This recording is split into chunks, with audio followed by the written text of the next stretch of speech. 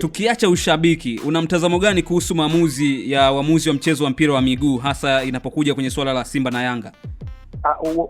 Mara nyingi waamuzi wanapochezesha timu hizi kubwa za Simba na Yanga, wanakuwa kwenye hofu kubwa kutokana na hizi timu kuwa zina mashabiki wengi hadi eneo unaloishi. Yaani unajua kabisa wewe hii inaocheza leo ni Simba au hii inaocheza ni Yanga.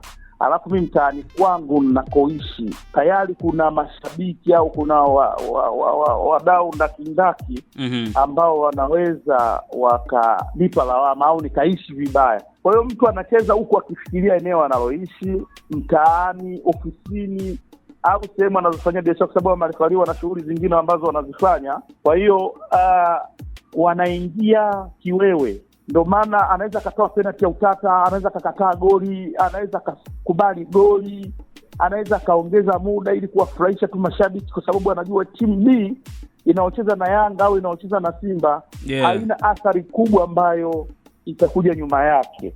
Kwa hiyo anaona ni bora afanye kitu cha ajabu, na hii imetokea kwa Simba na Yanga timu zote kwa kweli. Mimi shabiki wa Yanga, lakini kuna wakati fulani hadi mimi mwenyewe naangalia pembeni, kwa sababu unaona tukio lililotokea na tulichopewa, unaona kabisa tofauti. Sasa hapa tumebebwa hapa Yaani unaona kwa hiyo waamuzi ni kama wanakosa confidence fulani hivi. Yes.